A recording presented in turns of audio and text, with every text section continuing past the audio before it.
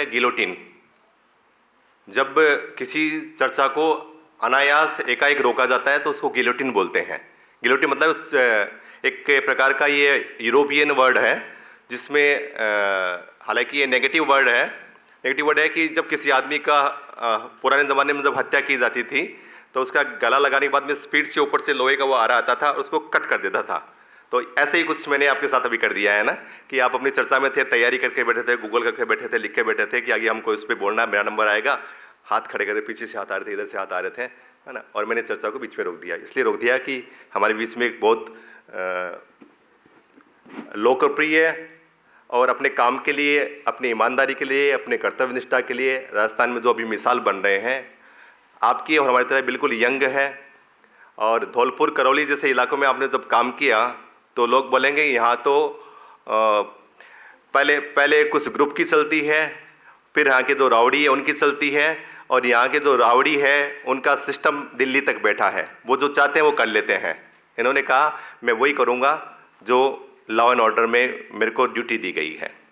बहुत सारी दिक्कत आई, बहुत सारे लोगों ने प्रेशर किया, लेकिन इन्होंने लॉ एंड ऑर्डर का जो भी पॉलिसी मैटर थे उस पॉलिसी मैटर पर काम किया, और उसका परिणाम हुआ कि उस इलाके में जो एक दहशत थी वो दहशत खत्म हुई। आपने एक बहुत महत्वपूर्ण काम ये भी किया कि आप लंबे समय तक राजस्थान के महामहिम राज्यपाल के साथ एडीसी रहे। उस रूप में भी आपका जो व्यवहार था, आपकी जो गतिविधियाँ थी, आपका जो सहयोगात्मक प्रवृत्ति थी, सामान्यतः हम लोग मान लेते हैं कि पुलिस वाले बड़े रूड होते हैं, ऐसा हमारी मन में एक धारणा है, लेकिन आप जब बातचीत करेंगे, संवाद करेंगे, तो आपको लगेगा कि कोई हम जैसा भी है। तो ये हम जो सा है इसका एहसास हमको जब हुआ तो हमने इनसे रिक्वेस्ट किया। हालांकि इनके पास जो ड्यूटी है वो बड़ी टफ ड्यूटी है।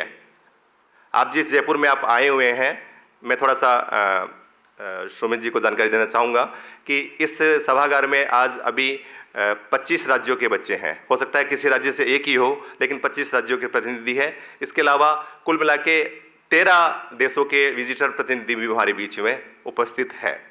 तो ये लोग जयपुर देख रहे हैं, तो जयपुर की जो सिचुएशन बनी हुई, जितनी बनी हुई, यहाँ पे इतना ज़्यादा क्राउड नहीं होना चाहिए, लेकिन पब्लिक का जो I think more than 65 lakh लोगों को हम लोग जयपुर में भी अकोमोड कर रहे हैं। जयपुर की कैपेसिटी इतनी नहीं है, उस हिसाब से यहाँ पे ट्रैफिक है।